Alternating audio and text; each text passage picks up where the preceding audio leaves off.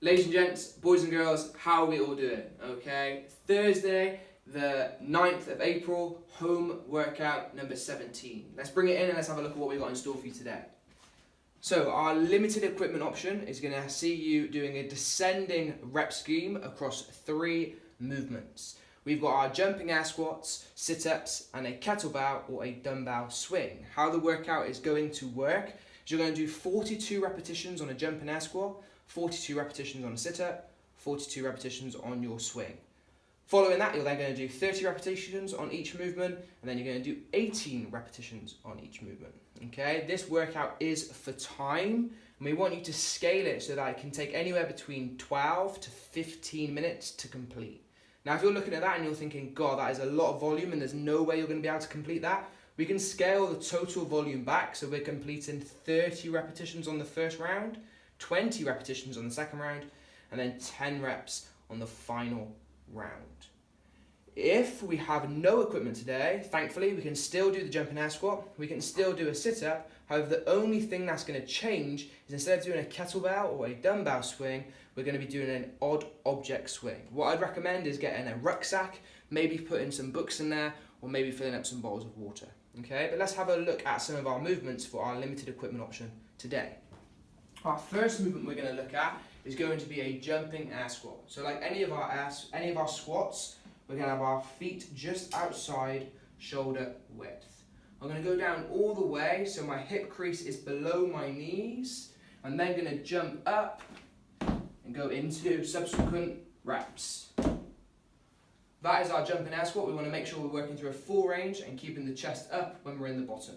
Our next movement is a sit-up today. Now, if you're fortunate enough to have an ab mat, remember we're going to put the chunky bit by the chunky bit. If not, you can roll up a towel. That's going to help keep that neutral spine in your lumbar curve. We're going to clamp the feet together like always and flare the knees out. We're then going to go back and imagine we're doing a big throw in with our arms. When I'm at the top, I've got a flat back and I'm putting my hands just in front of my feet. Our next movement is going to see us either doing a kettlebell or a dumbbell swing. If we're doing a kettlebell swing, we can just go to eye level. We're going to hinge back and pop with the hips. If we haven't got a kettlebell, we can do that with a dumbbell today.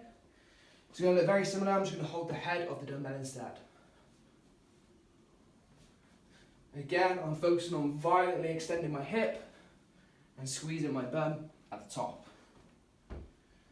So that's it for our workout portion, but let's have a look at how we're going to warm you up today, guys. So what we're looking for is looking at 5 minutes of moving to increase your heart rate. Following that, we're going to do 2 rounds.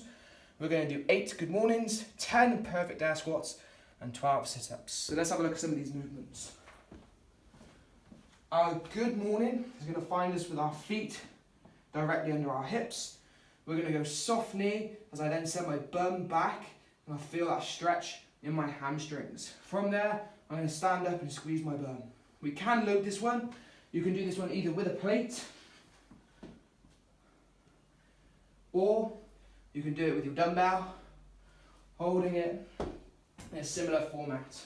You can hug the dumbbell, soft knees, bum goes back, you then stand tall, squeeze the bum.